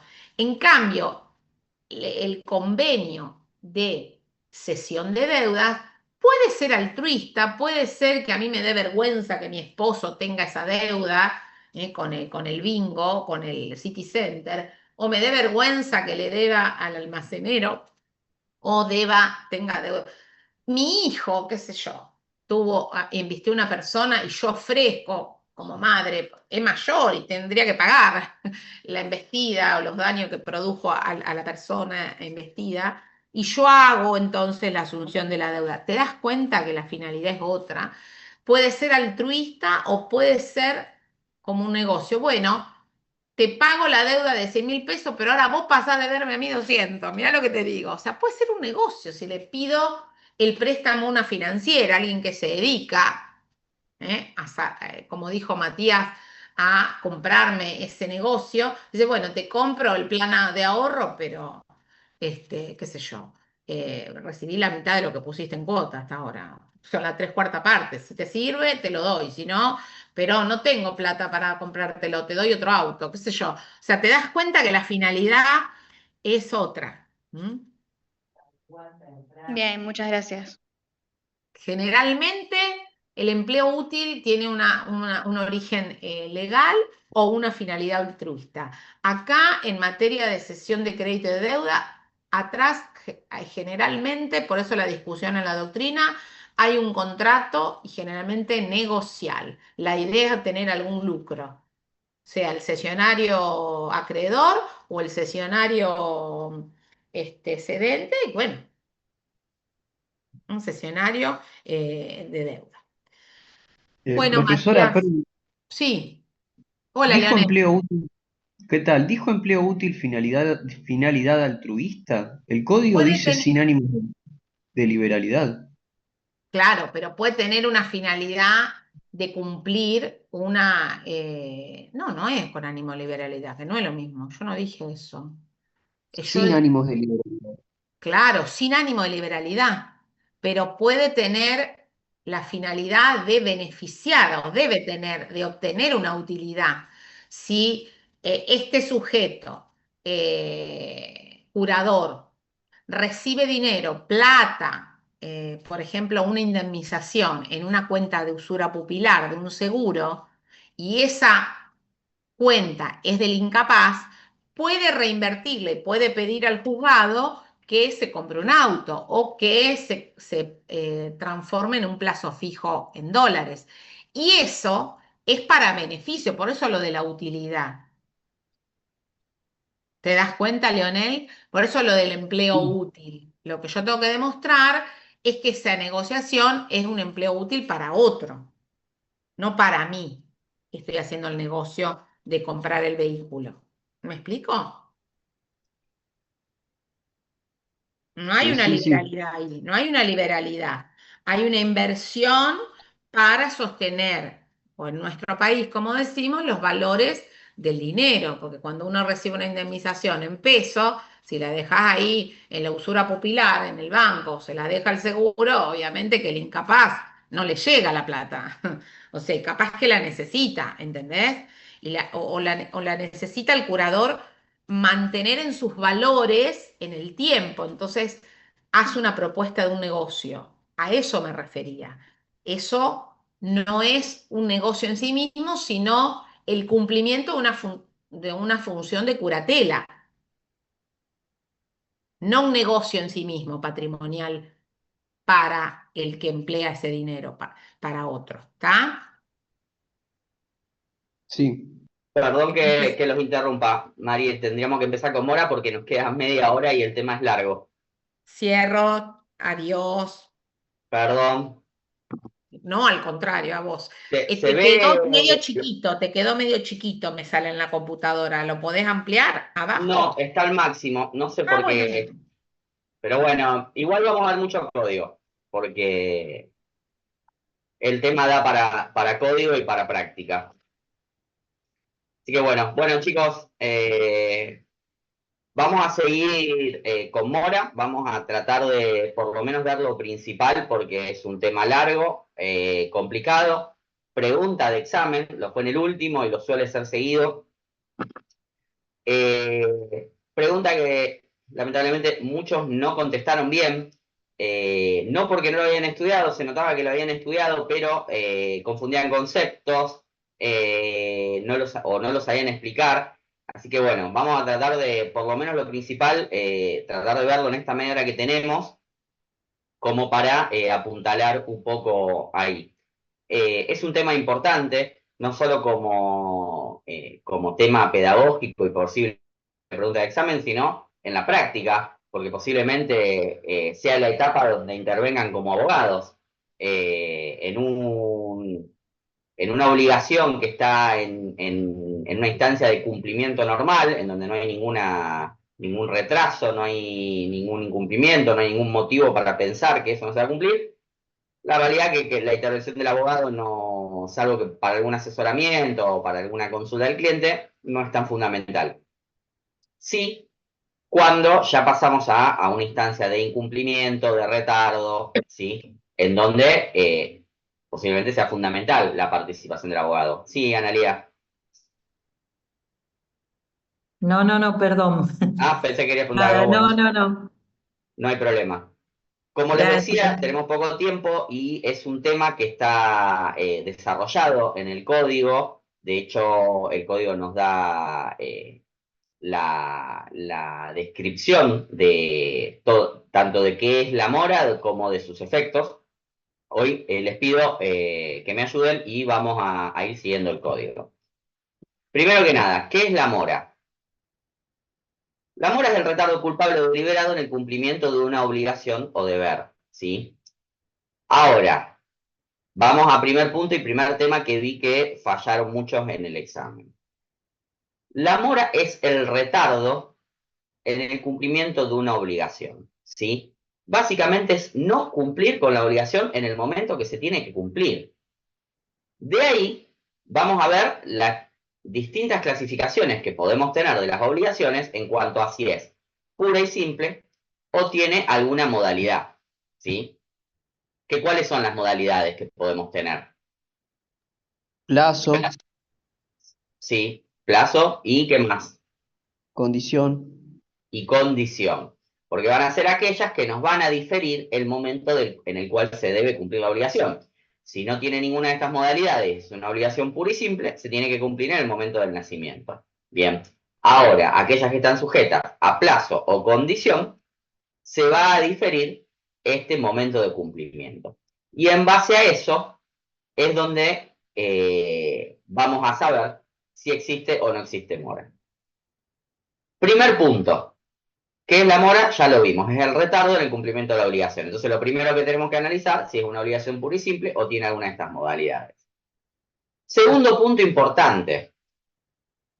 El Código Civil establece un principio general para la mora, que está relatado en el artículo 886. ¿Quién me lo lee, por favor? Alguien que tenga mano, chicos, metámosle patas y podemos llegar. Profe, lo leo Dale, si querés. dale, porfa. Ok. Artículo 886, mora del deudor, principio, mora automática, mora del acreedor. La mora del deudor se produce por el solo transcurso del tiempo fijado para el cumplimiento de la obligación. El acreedor incurre en mora si el deudor le efectúa una oferta de pago de conformidad con el artículo 867 y se rehúsa injustificadamente a recibirlo. Bueno, fíjense que arranca el código diciéndonos, principio general, el deudor incurre en mora en forma automática. ¿Qué quiere decir esto? Y lo remarco porque muchos lo contestaron mal en el examen. Quiere decir que el principio general es la mora automática, ¿sí? Si no encontramos alguna excepción, que más adelante las vamos a ver, la mora automática es el principio general. Y lo remarco porque muchos contestaron que existen dos formas de incurrir en mora. Una, mora automática, y la otra, cuando requiere algún tipo de, que ya lo vamos a ver más adelante, conducta del acreedor. Y no existen dos formas de incurrir en mora. Existe un principio general, que es la mora automática, y existen las excepciones a este principio general.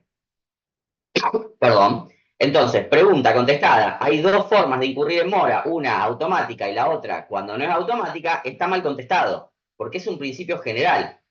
Si no encontramos una excepción, vamos a ir al principio general y la mora va a ser automática. Entonces, a ustedes el día de mañana, como abogados, les llega un caso en donde tienen que analizar una mora, lo primero que tienen que pensar es, la mora es automática. Listo. Resuelto. Ahora voy a ir a ver si existe alguna de las excepciones. Y ahí veo cómo procedo. Pero si no existe, la mora va a ser automática. No importa si la obligación es pura y simple, sujeta a plazo o sujeta a condición. ¿Sí? La mora va a ser automática igual. Después vamos a ir a ver si existe alguna de las excepciones. Pero no tiene relación en cuanto a si es una obligación con pura y simple o con alguna, o sujeta a alguna modalidad. ¿Sí? Entonces, recuerden esto. Cuando hablen de mora, sea porque sea pregunta de examen, porque lo elijan o porque lo están estudiando, porque están ejerciendo la profesión, vamos a hablar de un principio general que es la mora automática del deudor y excepciones que vamos a ver más adelante. Luego continúa el código diciéndonos cuándo incurre en mora el acreedor, porque vamos a ver que podemos tener tanto mora de la parte deudora como de la parte acreedora. Yo en clase, los que cursaron conmigo y con Mariela, siempre digo que cuando se habla de sujeto activo y pasivo en el pago, está bien, es la clasificación, pero a mí hay una parte que no me convence tanto, porque vamos a ver que el acreedor, que en el pago es un sujeto, en teoría es el sujeto pasivo, no lo es tanto, si no nos explicaría la mora del acreedor, porque hay obligaciones que requieren la participación del acreedor para poder ser cumplida, y de ahí que se explique la mora del acreedor. Por eso, el artículo 886 nos explica que el acreedor incurre en mora si el deudor ofrece una oferta de pago conforme al artículo 867, ¿sí? Que es una oferta de pago cumpliendo todos los requisitos o principios que vimos en clase del pago. En esos casos incurriría en mora el acreedor. Pero vamos a continuar con la mora del deudor. Después vamos a hablar de la mora del acreedor. Primer punto. Dijimos que la mora es el retardo en el cumplimiento de la obligación. ¿Es lo mismo retardo que imposibilidad de cumplimiento? ¿Qué les parece? ¿Es lo mismo que yo tenga que cumplir una obligación el día 10 de julio y no la haya cumplido, a que no exista posibilidad alguna de que yo cumpla esa obligación? No, no es lo mismo y los efectos tampoco van a ser los mismos. Bien, no es lo mismo, ¿sí? Porque la mora daría a entender la posibilidad de cumplimiento tardío de la obligación. Si la obligación ya no es posible, estaríamos hablando o empezaríamos a hablar de la teoría del incumplimiento, ¿sí? El ejemplo es, que lo hemos visto en clase, contrato un vuelo para ir a ver el Mundial y el acreedor viene a ofrecerme el vuelo 3 meses después de que terminó el Mundial. Bueno, ya ahí no es posible cumplimiento. O, O el vestido de novia. ¿cómo? Perdón, Matías, el vestido de novia el día Sí, después. sí. O sea, Es no cuando tiene la sentido. finalidad de la causa fin de la obligación pasa a tener un papel preponderante, digamos, porque es lo que tenía en miras este acreedor para haber satisfecho su interés, ¿sí? Entonces, primero tenemos que saber diferenciar de aquellos casos en donde es posible y útil, no solo posible, porque la entrega del vestido de novia es posible luego del casamiento. Yo puedo ir a entregarle el vestido. Ahora, o el pasaje de avión, también le puedo dar el pasaje de avión. Ahora, ¿es útil para este acreedor? No, ya no lo es. Entonces, la característica es que sea posible y que sea útil para este acreedor, ¿sí? Que tenga una utilidad. Incluso vemos que el código contempla la posibilidad, pues lo van a ver el año que viene en contratos, de la rescisión del contrato por frustración de la finalidad. Con lo cual, más aún se explica esta situación. Entonces, diferenciamos aquellos casos en donde es posible el cumplimiento de la obligación tardía de aquellos casos en donde directamente hay un incumplimiento. Más allá de que también lo van a ver en contratos, al acreedor no le interese luego el cumplimiento. Más allá de que sea posible, a lo mejor hasta le sea útil, cuando vean contratos van a ver que va a ser potestad de este acreedor decidir si quiere que cumplan con la obligación en forma tardía o no. Pero eso, insisto, es tema para contratos. ¿Pero hasta acá alguna duda? Chicos, les quiero remarcar mucho el tema del principio general, que ¿cuál es? La mora La mora automática. automática, ¿sí? Quiero dejar bien recalcado eso porque porque muchos lo contestaron mal. O sea, yo entiendo que lo estudiaron al tema y que me hablaban de las dos, pero la respuesta está mal. El principio general es la mora automática. ¿Por qué? Porque si yo no encuentro una excepción, va a ser mora automática. No es que hay dos formas distintas, ¿sí? ¿Se entiende? Bueno, bien. Vamos a avanzar. Yo creo que Sí, proviene ese error de estudiar, cuando comienza Mora Pizarro, habla de dos sistemas, la Mora ex re y la Mora ex persona. sí. Si uno lo comenta como un dato histórico, está bien, Matías, pero si en algún momento no llegan a la regla en el derecho argentino, y bueno, viste, estamos al horno. Ese es el problema del alumno que estudia de apuntes, ¿viste? Exacto. Hay dos sistemas, entonces tenés en el apunte que decía hay dos sistemas en el derecho argentino y ahí ya te mezcla dos cuestiones. Uno, los antecedentes históricos y otro, lo que vos estás diciendo, el derecho argentino. Entonces, Exacto. Pero primero aparte, estudiate el derecho argentino para el examen y después estudiate los antecedentes históricos y te contás si tenés tiempo. y está bien tu aclaración, María, porque Pizarro arranca hablando de los dos sistemas, pero luego explica bien que el principio general es el de mora automática. Pero porque estudian de apunte, de un apunte el resumen dice dos modos, no dice Exacto. regla, excepción, como le estamos explicando nosotros. Hoy Bueno, yo aparte también hablé de regla, ¿ah? Hoy yo y el también hablé. código es clarito. El código no deja ningún tipo de lugar a dudas que hay un principio general y excepciones, ¿sí? Entonces, fíjense eso porque a lo mejor ustedes estudiaron un montón, saben un montón, pero no lo volcaron bien en una respuesta de examen, ¿sí? Entonces, bueno, continuamos. Como ya lo vimos, el artículo 886 nos regula tanto la mora del deudor como la mora del acreedor, que ya vimos cuál es. Bueno, esto es lo que vimos recién. Están viendo las filminas, ¿no? Sí. Listo. Sí, sí, En sí. cuanto a la posibilidad de cumplimiento o incumplimiento, ¿sí? Bueno, mora del deudor, mora del acreedor. Bueno, supuesto de existencia de la mora. Debe existir un deber jurídico derivado de una obligación en sentido estricto, posibilidad y utilidad de cumplimiento tardío, lo que hablamos recién, la exigibilidad de la prestación debida, siempre y cuando no sea mora automática. Si es mora automática, la mora va a operar en forma vencido el plazo o si es pura y simple al momento del cumplimiento, y cooperación del acreedor en aquellos casos en que hablamos de mora del acreedor. Mora del deudor, principio general, lo que hablábamos recién, la mora se produce por el solo transcurso del tiempo fijado para el cumplimiento de la obligación. Si es sujeta a plazo, una vez vencido el plazo. Si es sujeta a condición, ocurrido el hecho futuro incierto. Y si es pura y simple, al momento del nacimiento, si no se cumplió, ya se encuentra en mora. Vamos a las excepciones. Alguien que me lea el artículo 887, por favor.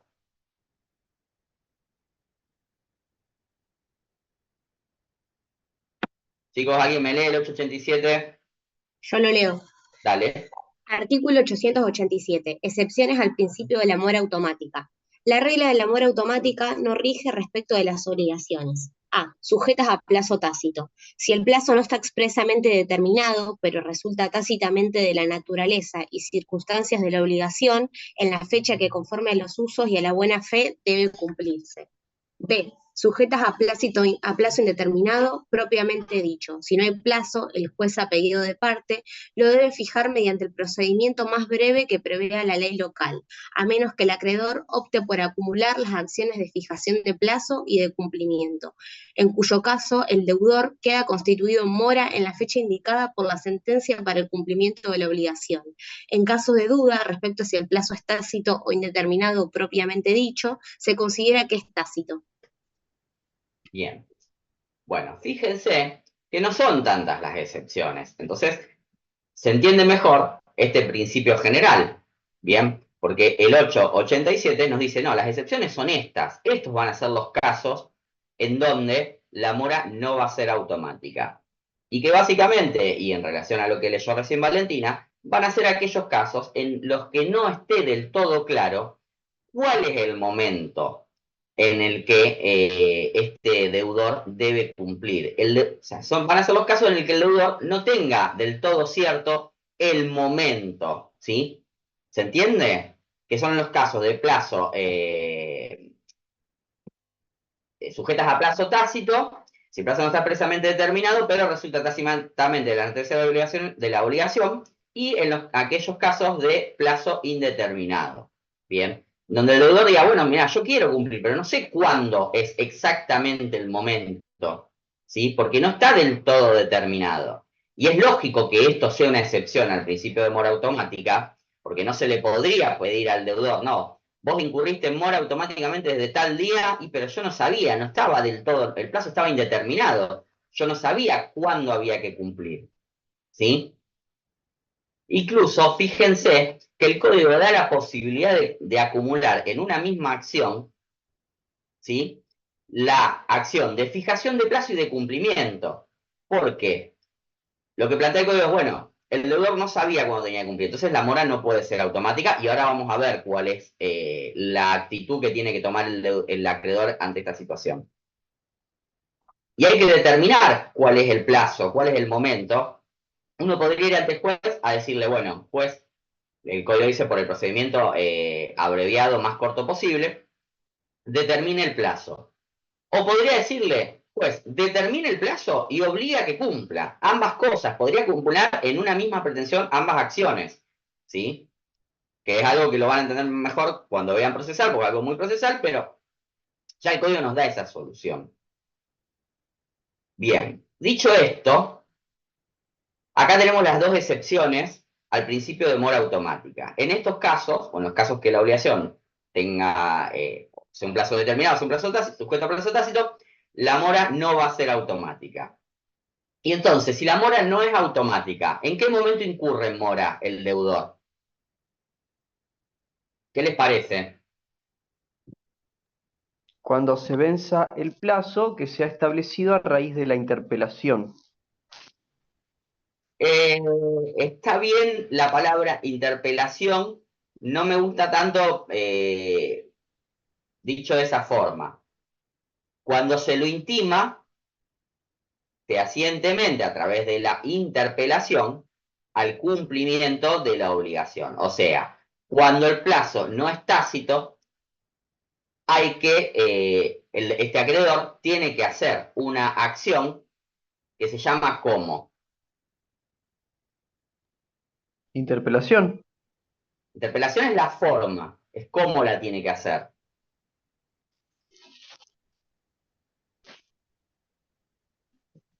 Se llama constitución en mora. Este deudor, que no es moroso todavía porque su mora no es automática, tiene que ser constituido en mora y esta constitución en mora se realiza a través de una interpelación, ¿sí? ¿Se entiende la diferencia? ¿Se entiende, Leonel? Sí. Hay que constituirlo en mora. Primero hay que decirle, che, a partir de hoy, o de este día, o a partir del día al plazo que yo te otorgue, estás en mora. ¿Sí? A partir de ese momento ya empiezan a surgir los efectos de la mora. Y esta acción de constitución en mora se realiza a través de la interpelación. ¿Se entiende? Sí, esto cuando es tácito, el plazo. Sí, o indeterminado, hay que determinarlo. Indeterminado lo va a determinar el juez, ¿no? Exacto, pero determinado el plazo, determinado, una vez que es indeterminado, determinado el plazo, ¿la persona está en mora? ¿Cómo? ¿Me podría repetir? Una vez que el juez determinó el plazo, ¿la persona está en mora?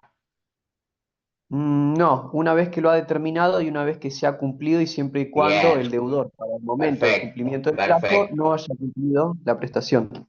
perfecto. Sí, discúlpame un segundito, Matías. Yo también Sí, creo que el tema de la interpelación es más amplio porque ellos asocian el sistema de ex persona como la interpelación extrajudicial nada más. Y Ujú. ahí, en ese artículo, está abarcándose, por lo que vos explicás también, la interpelación judicial. no, O sea, claro, sí, claro, o sea, está bien lo que vos decís, porque la forma de interpelación también abarca el segundo párrafo del artículo donde estás explicando el modo de interpelar judicialmente con la demanda. Ahí ya no tenés que acompañar una carta documento aparte. exactamente. La Ahí notificación de está. la demanda constituye mora. Ahí está. La Eso notificación, claro, la notificación de la demanda constituye mora, ¿sí? Les doy un ejemplo. Un accidente de tránsito. Una persona choca a otra y la tiene que indemnizar para reparar el daño que sufrió esta víctima. ¿Bien? Y no le manda ninguna, ahí no hay un plazo, no existe un plazo, ¿sí? La obligación es exigible desde que nació, desde el accidente, desde el hecho dañoso. Pero como no hay un plazo determinado, porque no hay una convención contractual, ni siquiera tácito, yo voy y le inicio la demanda directamente. ¿Desde cuándo incurrió en mora esta persona? Le inicio la demanda y Como lo es, notifico. como es indeterminado el plazo, como usted dijo, si no me equivoco, escuché que estaba indeterminado, cuando el juez lo determine y se haya cumplido dicho plazo. No, Ahí no, se pero perdón, constituirá el Leonel, juez. una aclaración. Lo dije al principio. Nace, la obligación es exigible desde que ocurre el accidente, ¿sí? Desde que ocurre el accidente, la obligación nace. Yo le inicio la demanda y lo notifico. Esta notificación va a servir para constituir en mora. La notificación de la demanda constituye en mora al deudor, ¿sí? Funciona como interpelación. Entonces, ¿se entiende? En aquellos casos en donde el plazo no es, en donde la mora no es automática, ¿cómo funciona? Es constitución en mora por interpelación. Que esa es otra cosa que contestaron muchos. Cuando el plazo no es, cuando la mora no es automática, hay que interpelar. No, hay que constituir en mora a través de una interpelación, que no son cosas, no es lo mismo. ¿Se entiende? Sí. ¿Se entiende bien, chicos? Bueno. Mora automática, transcurso del tiempo, mora automática se produce por el mero transcurso del tiempo, no requiere constitución en mora.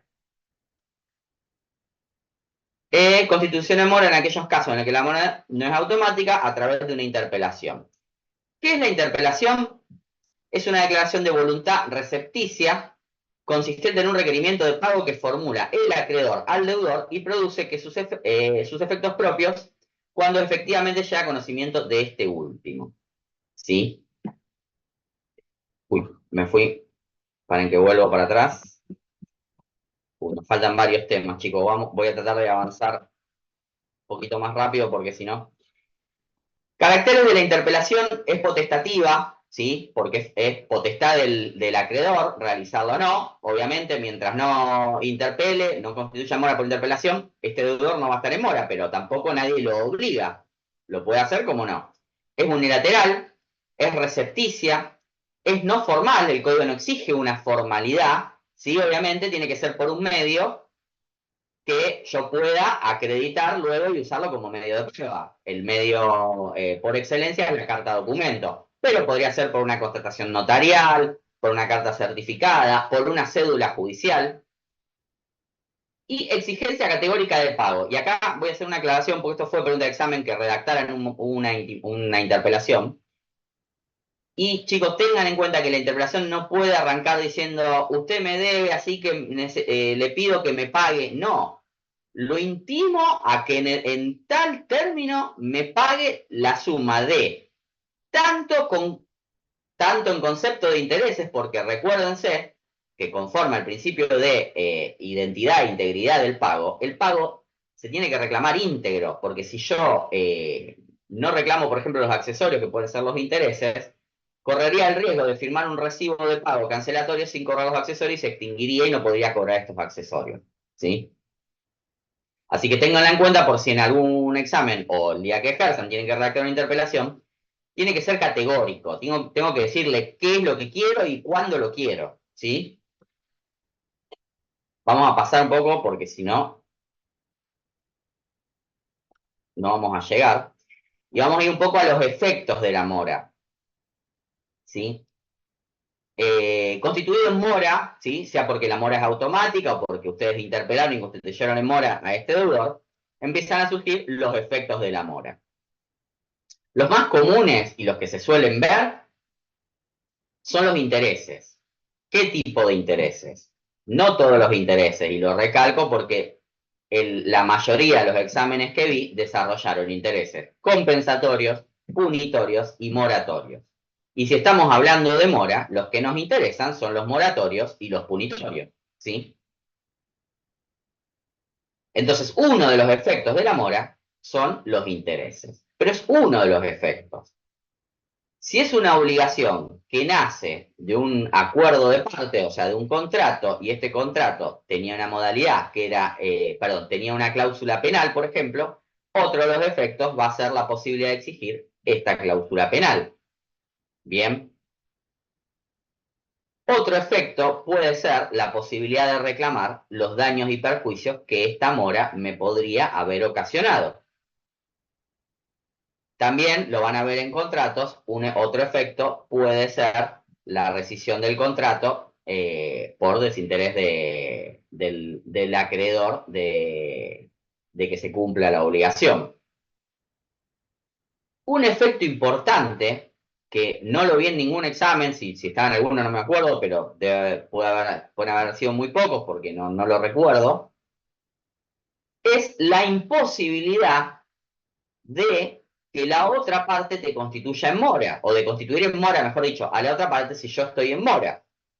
Aquella parte que se encuentra en mora no puede constituir en mora a la otra parte. Dijimos que para que haya mora del acreedor, debía, o mejor dicho, sí, para que haya mora del acreedor, este acreedor tendría que haber, no tendría que haber colaborado con el deudor en el cumplimiento de la obligación. El ejemplo, contrato a alguien para que me pinte mi casa y yo no le abro mi casa. Ahora, si este deudor ya estaba en mora, no podría venir a plantear, hay mora del acreedor porque no me abrió la casa. Bueno, vos la hubieras cumplido, en el momento la tenías que cumplir, y te hubiera abierto la casa. Entonces vos ya no podés plantear la mora del acreedor porque vos estás en mora. Entonces ese es un efecto importante, muy importante, ¿sí? Porque puede pasar que el deudor quiera cumplir, no, pero no cumple porque el acreedor no colabora conmigo, entonces no me deja cumplir. Bueno, pero vos estás en mora, entonces no podés plantear la mora de la otra parte. ¿Sí? ¿Se entiende hasta acá? Lo remarco esto porque insisto, si estuvo en algún examen, deben haber sido muy pocos donde explicaron este efecto, y es un efecto muy importante, sobre todo en la práctica. Yendo a los intereses, y como les decía recién, aquellos que tienen, que es uno de los efectos de la mora, que comienza a devengar intereses, vamos a hablar de los moratorios y de los punitorios. Tema de obligación dineraria que entiendo que lo saben, ¿sí? Y la posibilidad de exigir la cláusula penal si la obligación tuviese grabada con cláusula penal. Bueno, acá le faculta. Otros efectos. Responsabilidad del deudor moroso. Responsabilidad del moroso por la imposibilidad de cumplimiento de la prestación debida. Perdón, un efecto importante que me estaba olvidando. La imposibilidad del deudor moroso de eximirse de cumplimiento por caso fortuito o fuerza mayor. Y esta es fundamental. ¿Por qué? Porque yo tengo una obligación de dar cosa cierta, y tengo que darle un auto a mi acreedor. Cae un meteorito y me destruye el auto. Y yo le digo al acreedor, no, che, mira, no puedo cumplir porque por caso fortuito o fuerza mayor, cayó un meteorito, se destruyó el objeto de la obligación, el auto que tenía que entregar. ¿Qué me va a decir el acreedor? Y bueno, pero vos estabas en mora. Vos este auto me lo tendrías que haber dado la semana pasada. Sí, y el meteorito cayó hoy. Si me lo hubiera dado la semana pasada, el meteorito caía y o no destruía el auto, o si lo destruía era un problema mío. Porque acuérdense, cuando abrimos obligaciones de dar cosa cierta, hay un principio que es las cosas crecen y perecen para sus dueños. Entonces, si vos ya me habías entregado el auto y el meteorito caía, bueno, me jodía yo. Ahora, como vos no me lo entregaste y estás en mora, ya no te podés eximir de responsabilidad alegando caso fortuito o fuerza mayor. ¿Se entiende? ¿Alguna Sí. duda hasta acá? A ver qué más tenemos. Extinción. Bueno, ¿cuándo se extingue el estado de mora? Cuando hay pago por consignación, cuando hay purga de la mora a través de ofertas reales, por renuncia del acreedor o imposibilidad de cumplimiento. Que esto no quiere decir que libere al deudor, pero se extingue la mora. Después veremos qué otra consecuencia trae aparejada. Mora del acreedor, bueno, lo vimos antes, cuando este acreedor no colabora o no realiza las acciones necesarias para que el deudor pudiera cumplir con su obligación. Un ejemplo, bueno, lo que hablamos antes del pintor, o en el caso del vestido de novia, y la novia nunca va a probarse el vestido, entonces la costurera no puede diseñar el vestido para entregarle. O en cualquier otro tipo de obligación en donde para que el deudor pueda cumplir con el objeto de la obligación, requiera de algún tipo de comportamiento o colaboración del acreedor. Y este acreedor no lo haga, obviamente. Bueno. Pero tiene la posibilidad el deudor de consignar el pago judicialmente, por ejemplo, cuando el acreedor cuando el acreedor es moroso.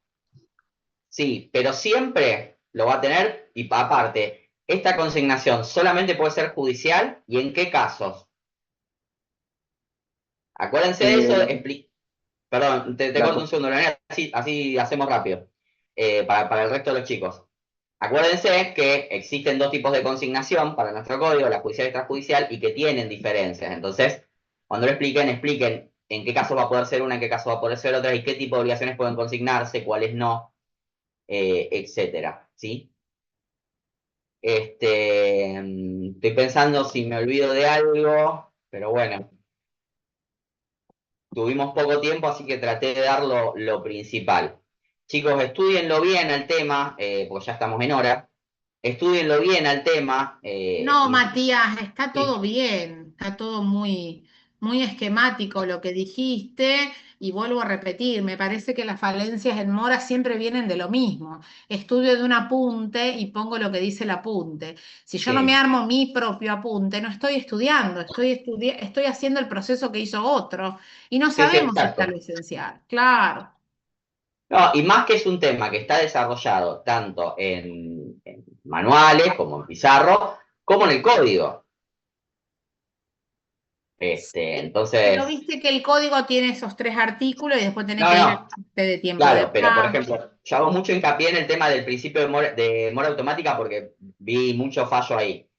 Y está bien, Sí, bien los explicado en el puntos, código, no deja duda el código. no deja duda y aparte los temas de los requisitos de la interpelación, porque más allá de que sea un régimen de excepción, como vos decías, quedan ahí en la mora automática, en la regla, y después le falta toda esa parte de la interpelación, de los requisitos, los 2 tipos de interpelación, judicial, extrajudicial. La extrajudicial, ¿qué es? ¿Qué naturaleza jurídica tiene? ¿Qué requisitos intrínsecos y extrínsecos tiene? Que también lo ven en Pizarro. Perdón, Tenés María, un y te corto montón. un segundo algo que me acabo de acordar de los exámenes que vi. Ahí te acordaste. No, no, una cosa, les hago la aclaración, espero les sirva.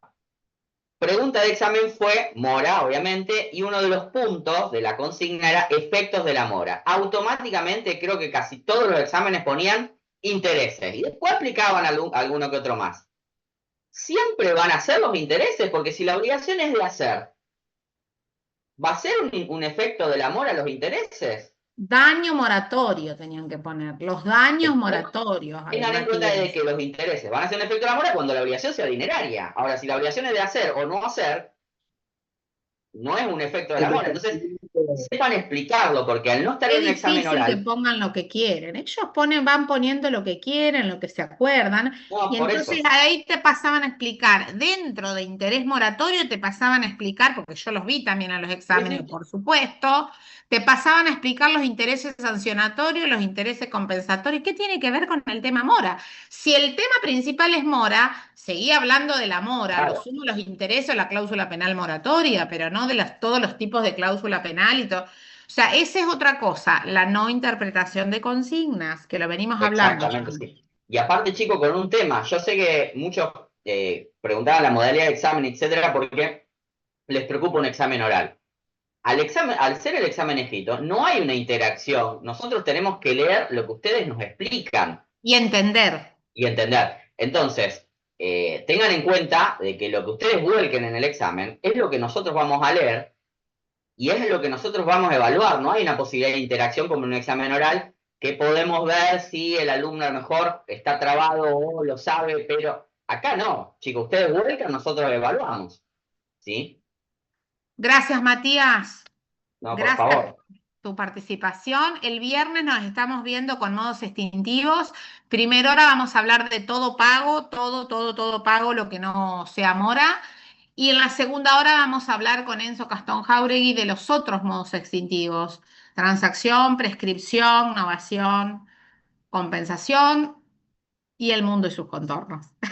Les Bueno, mando un chicos, beso y nos vemos la próxima. buena semana. Hasta luego. Muchas gracias por la Adiós. clase. Chao, gracias. Adiós, chicos. Chao, Hasta hasta el luego. viernes.